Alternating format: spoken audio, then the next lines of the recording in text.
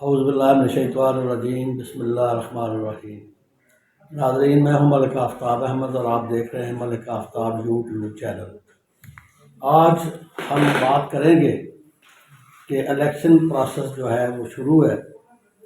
کاغذات کی جو جانچ پڑتال کا سلسلہ تھا وہ بھی ختم ہو چکا ہے، اور متعدد بیشتر لوگ جو پی ٹی آئی کی ٹاپ لیڈرشپ تھی ان کے کاغذات جو نامزدگی تھے وہ مسترد ہو گئے۔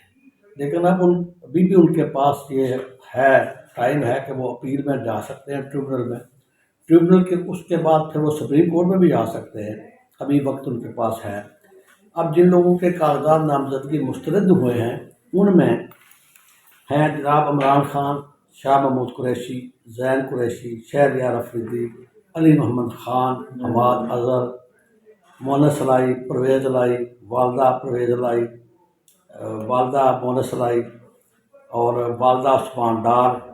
اہلیہ عمر ڈار، ذوالفقار مرزا، زرتاج گل، قاسم سوری، عامر اللہ نیازی، عاطف اللہ نیازی، جمشید چیمہ، مسرت جمشید چیمہ، مرزا سعید، جاسمین راشد، خرم کھوسا، نعیم حیدر بنجوسا، اسد کیسر، تیمور ظفر جھگڑا، شہرام ترغزئی، عائشہ نذیر جٹ۔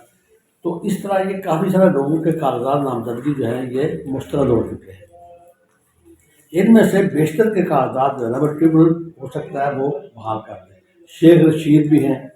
اور شیخ رشید کے جو بھتیجا ہے راشد شفیع، ان کے بھی کاغذات مسترد ہو چکے ہیں۔ تھوڑے تھوڑے پیسوں کی وجہ سے ہوئے، ہو سکتا ہے انہیں ٹریبونل سے ریلیف مل جائے۔ تو دوستو، یہ سلسلہ جو ہے یہ تو کمپلیٹ ہو چکا ہے، اور آئندہ الیکشن، آنے والے دنوں میں الیکشن میں اب تیزی نظر آئے گی۔ جلسے جلوس، اور یہ مسلم لیگ نون نے پہلا جلسہ جو ہے ضلع شیو پورہ میں کیا ہے، تو بتایا جاتا ہے کہ اچھا اور مناسب کراؤڈ تھا، لیکن جب تک نواز شریف نہیں باہر نکلیں گے تب تک یہ بات بنے گی نہیں، کیونکہ جو پبلک ہے وہ نواز شریف کو پسند کرتی ہے، اور کراؤڈ جو ہے وہ نواز شریف کی بات سننے کے لیے اکٹھا ہوتا ہے۔ اسی طریقے سے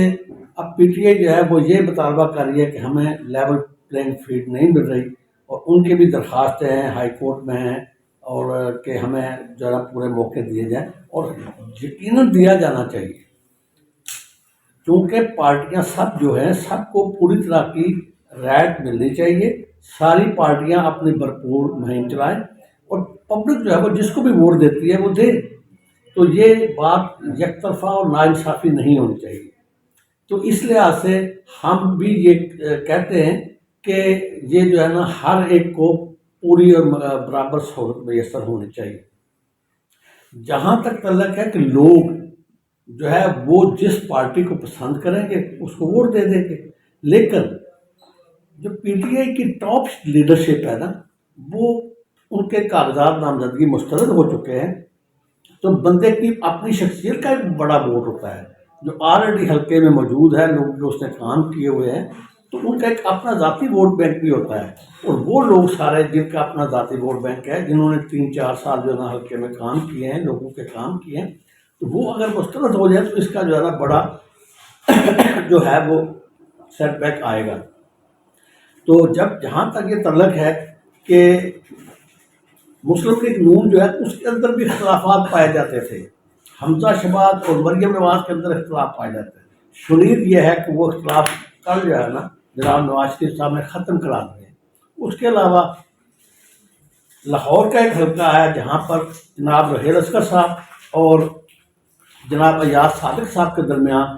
جو ہے نا وہ ایک معاملہ بنا ہوا ہے۔ ایاز صادق کہتے ہیں کہ میں نے الیکشن لڑنا ہے، اور جبکہ رحیل اصغر صاحب کہتے ہیں میں نے الیکشن لڑنا ہے۔ تو ان دونوں کے درمیان جو ہے نا یہ اپنا ایک معاملہ چل رہا ہے۔ اب دیکھنا یہ ہے کہ پارٹی جو ہے، اچھا رحیل اصغر صاحب کہتے ہیں مجھے آپ ٹکٹ دے یا نہ دے میں عدالت لڑوں گا، اور میں نے ہر صورت الیکشن لڑنا ہے،